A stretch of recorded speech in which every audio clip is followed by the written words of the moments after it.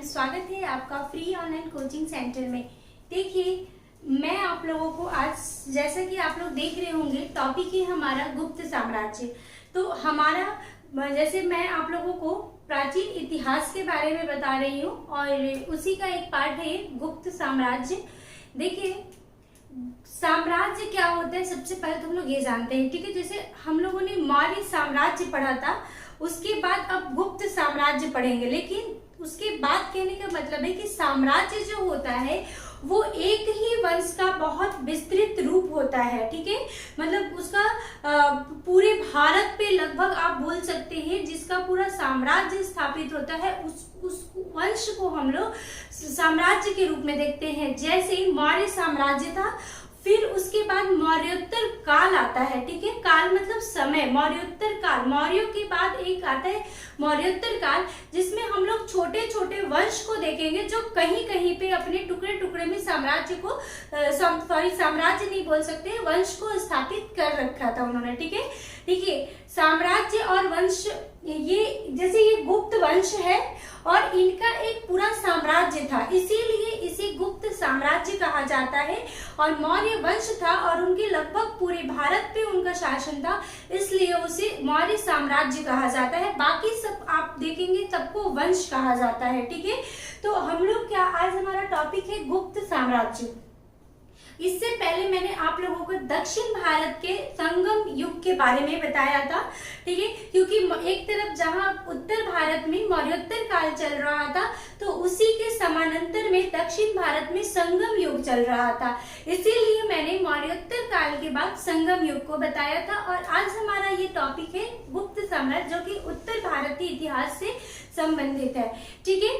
देखिए, गुप्त साम्राज्य की मतलब क्यों स्थापित हुई। किसी भी वंश या साम्राज्य को स्थापित होने के लिए, मतलब विशेष परिस्थिति में कोई भी साम्राज्य या शासन स्थापित होता है, ठीक है। तो जैसे देखिए, मगध, सबसे पहले हम लोग अगर मगध की तरफ चलते हैं, मगध जो वंश था उसमें अगर आप जाएंगे तो ये देखेंगे कि वो क्यों स्थापित हुआ। क्योंकि 16 महाजनपदों में जो मगध साम्राज्य था, मगध महाजनपद जो था वो काफी शक्तिशाली था। वो आर्थिक दृष्टिकोण से, भौगोलिक दृष्टिकोण से, और जो शासक थे उसके वो भी काफी शक्तिशाली थे। तो आप हर दृष्टिकोण से देखेंगे तो 16 महाजनपदों में जो मगध था वो काफी शक्तिशाली साम्राज्य के रूप में उभर कर आया। और मगध साम्राज्य के अंदर आप देखेंगे कि छोटे छोटे वंश शासन कर रहे थे, ठीक है। उसके बाद मौर्य साम्राज्य, यानी भारत में अगर जो सबसे विस्तृत रूप में कोई साम्राज्य आया था, सबसे पहले स्थापित हुआ था, तो वो था मौर्य साम्राज्य, ठीक है। अब देखिए, मौर्य साम्राज्य के बाद मौर्योत्तर काल के जो छोटे छोटे वंश आते हैं, तो जैसा कि मैंने आपको बताया कि कोई भी साम्राज्य या वंश एक किसी विशेष परिस्थिति के कारण स्थापित किया जाता है। जैसे मौर्य साम्राज्य की स्थापना क्या, मगध के जो छोटे छोटे वंश थे वो टुकड़े टुकड़ों में विभाजित थे। तो जब मौर्य साम्राज्य, जो मगध वाले रीजन पे जब चंद्रगुप्त मौर्य ने अपनी एक मौर्य साम्राज्य की स्थापना की, उसके बाद धीरे धीरे जो उसके शासक आते चले गए, वो संपूर्ण भारत पे शासन स्थापित करते चले गए, जिससे कि लगभग पूरे भारत पे मौर्य साम्राज्य के शासन हो चुका था। तो काफी बड़े स्तर पे वो विस्तृत रूप में उस साम्राज्य को देखा जाता था। और पहला ऐसा साम्राज्य था जो भारत पे बहुत बड़े स्तर पे विस्तृत रूप में साम्राज्य स्थापित हुआ था, वो मौर्य साम्राज्य था। फिर मौर्य साम्राज्य में देखिए, अशोक के समय हम लोग जानते हैं कि अशोक ने बौद्ध धर्म अपना लिया था। तो मौर्य साम्राज्य में जो बौद्ध धर्म था वो अपने चरम पे था, ठीक है। तो जब मैंने आपको भी बताया था कि जब कोई भी धर्म किसी भी समाज में या विशेष परिस्थिति में जब धर्म अपने सिर्फ एक ही धर्म का मतलब बोलबाल हो जाता है, आप कह सकते हैं कि मतलब वो, क्योंकि बौद्ध धर्म जो था वो उस समय चरम पे था, तो हावी होने लगता है। जब समाज में एक ही धर्म जब हावी होने लगता है तो उसके स्वरूप को चेंज करना मतलब जरूरी हो जाता है। सेम चीज मौर्य साम्राज्य में जब बौद्ध धर्म जो था वो अब उस समय के समाज में हावी होने लग गया था।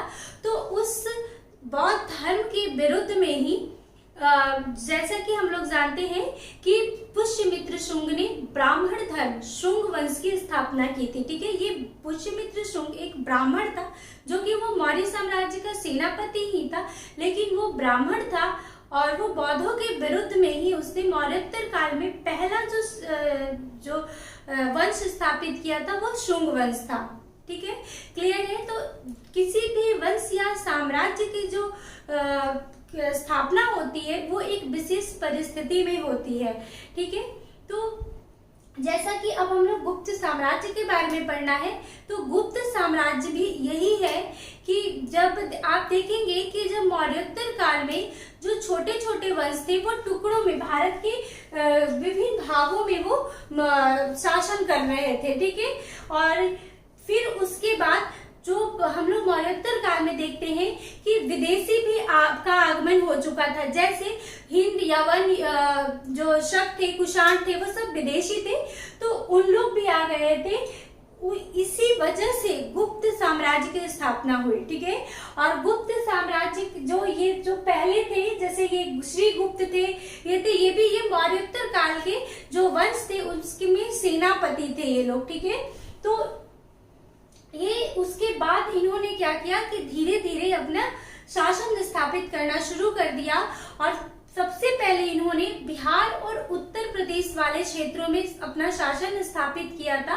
फिर धीरे धीरे जैसे जैसे आगे शासक आते चले गए गुप्त साम्राज्य में, वैसे वैसे गुप्त साम्राज्य पूरे भारत पे अपना साम्राज्य स्थापित कर चुका था। ठीक है, तो इसी वजह से इसको गुप्त साम्राज्य कहा जाता है। तो अब देखिए गुप्त साम्राज्य का परिचय देखते हैं हम लोग। देखिए, क्लासिकल युग भी कहा जाता है इसे, स्वर्ण युग भी कहा जाता है, और भारत का पेरिक्लिन युग कहा जाता है इसे। ठीक है, तो ये एग्जाम के पॉइंट ऑफ व्यू से इम्पोर्टेंट है, क्योंकि ये तो क्वेश्चन पूछा ही गया है कि प्राचीन भारत का स्वर्ण युग किस साम्राज्य को कहा जाता है। तो स्वर्ण युग कहा जाता है गुप्त साम्राज्य को। ठीक है, गुप्त साम्राज्य को स्वर्ण युग कहा जाता है। अब देखिए, इसे जानने के स्रोत, गुप्त साम्राज्य को जानने के स्रोत में साहित्य। ठीक है, तो गुप्त साम्राज्य जैसा कि हम लोग जानते हैं कि गुप्त साम्राज्य को स्वर्ण युग कहने का मतलब सिर्फ सोने का सिक्का चलाना नहीं था।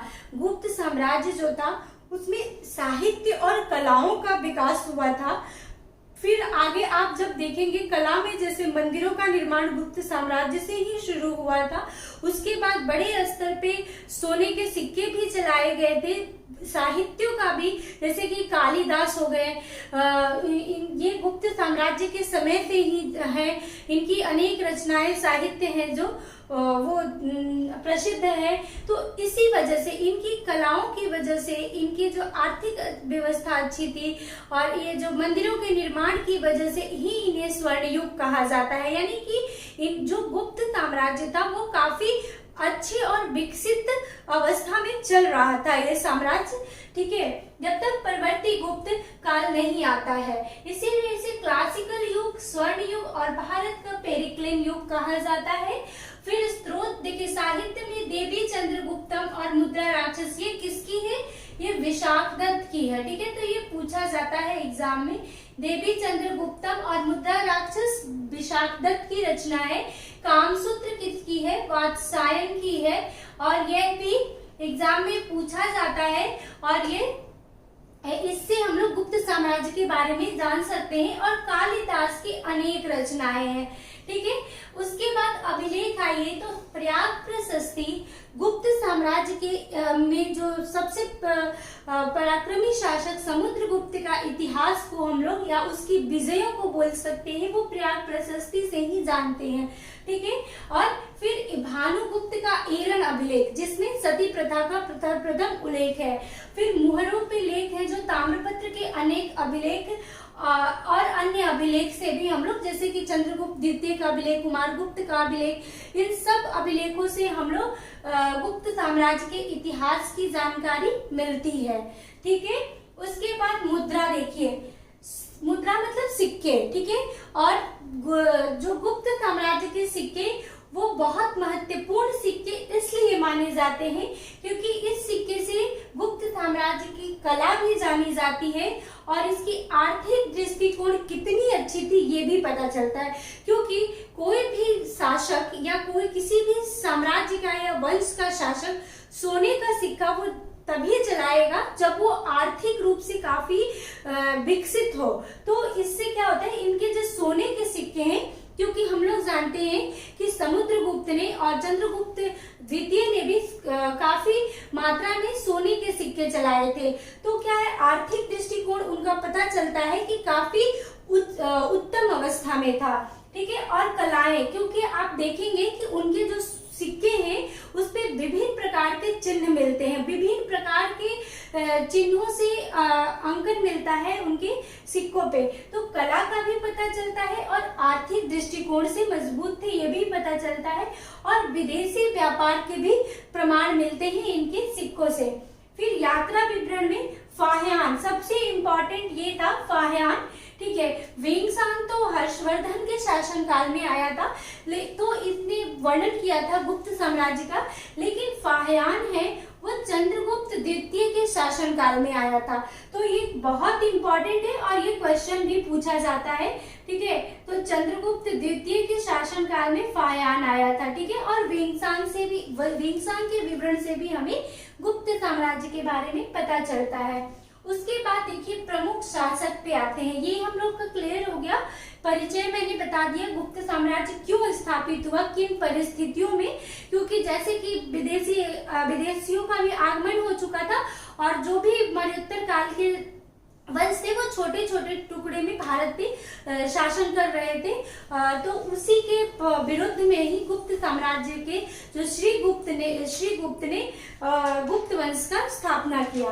ठीक है, तो देखिए सबसे पहले श्रीगुप्त जो 240 से 280 एडी, और श्रीगुप्त और घटोत्कच के बारे में कहा जाता है कि ये मौर्योत्तर काल में सेनापति थे। ठीक है, फिर गुप्त वंश के संस्थापक कहा जाता है श्रीगुप्त को, और ये इंपॉर्टेंट है, ये प्रश्न पूछा जाता है। ठीक है, उसके बाद प्रयाग प्रशस्ति में श्रीगुप्त का वर्णन मिलता है। ठीक है, उसके बाद देखिए घटोत्कच महाराज की उपाधि धारण की थी। इससे प्रश्न तो नहीं पूछा जाता, प्रश्न ये आता है श्रीगुप्त मतलब कि संस्थापक कौन थे। ठीक है, उसके बाद देखिए चंद्रगुप्त प्रथम, सबसे इंपॉर्टेंट मतलब है ये एग्जाम के पॉइंट ऑफ व्यू से, ये वास्तविक संस्थापक थे। ठीक है, चंद्रगुप्त प्रथम। ठीक है, ये बात देखिए चंद्रगुप्त प्रथम है, ये चंद्रगुप्त मौर्य कर देंगे तो मौर्य वंश के वो आ जाएंगे, वो मौर्य वंश के संस्थापक थे चंद्रगुप्त मौर्य, और ये इनका नाम है चंद्रगुप्त प्रथम। ठीक है, तो प्रथम इसलिए कहा जाता है क्योंकि इसी में आगे हम लोग देखेंगे कि समुद्रगुप्त के जो पुत्र हैं उनका नाम उन्होंने चंद्रगुप्त द्वितीय रखा था। ठीक है, तो मतलब ये पहले है। तो चंद्रगुप्त प्रथम जिनका समय है 319 एडी से 350 एडी मतलब ईस्वी। ठीक है, वास्तविक संस्थापक का मतलब है कि ये श्रीगुप्त और जो घटोत्कच थे ये कुछ समय के लिए आए, इन्होंने एक वंश स्थापित किया, लेकिन साम्राज्य का विस्तार कहा जाता है जो थोड़े आगे स्तर पे ले गए वो चंद्रगुप्त प्रथम ही थे। ठीक है, तो चंद्रगुप्त जैसे मैंने आपको बताया कि गुप्त साम्राज्य शुरुआत में सिर्फ बिहार और उत्तर प्रदेश यानी मगध वाला जो रीजन है सिर्फ वहां पे, मतलब उत्तर प्रदेश से मगध, बिहार का जो मगध वाला क्षेत्र था और कुछ उत्तर प्रदेश के भाग सिर्फ उतने ही एरिया में शासन कर रहे थे, जैसे श्रीगुप्त और घटोत्कच की बात करते हैं। तो फिर उसके आगे साम्राज्य का विस्तार चंद्रगुप्त प्रथम के समय से हुआ था, इसीलिए इन्हें वास्तविक संस्थापक कहा जाता है।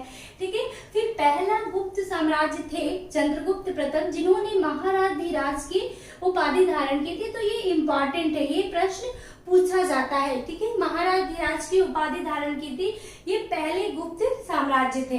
319 ईस्वी में गुप्त संवत चला है, ये अपने जो राज्यरोहण थी उसकी उपलक्ष्य में इन्होंने 319 में, देख रहे हैं इनका जो राज्यरोहण की तिथि है वो 319 है और उसी के उपलक्ष्य में इन्होंने गुप्त संवत चलाया था। और गुप्त संवत जो है वो मथुरा अभिलेख में मिलता है, ठीक है। ये चंद्रगुप्त प्रथम का ही मथुरा अभिलेख है, उसी से हमें ये पता चलता है इसके बारे में 319 से गुप्त संवत के बारे में, मतलब उसी में प्रयोग हुआ है तिथि, ठीक है।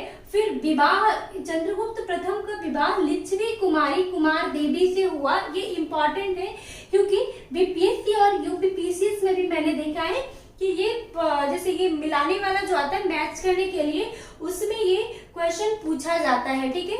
तो ये याद रखना जरूरी है कि लिच्छवी कुमारी जो थी विवाह कुमार देवी से किसका विवाह हुआ था, चंद्रगुप्त प्रथम का विवाह हुआ था, ठीक है। कुमार देवी से चंद्रगुप्त प्रथम का विवाह हुआ था।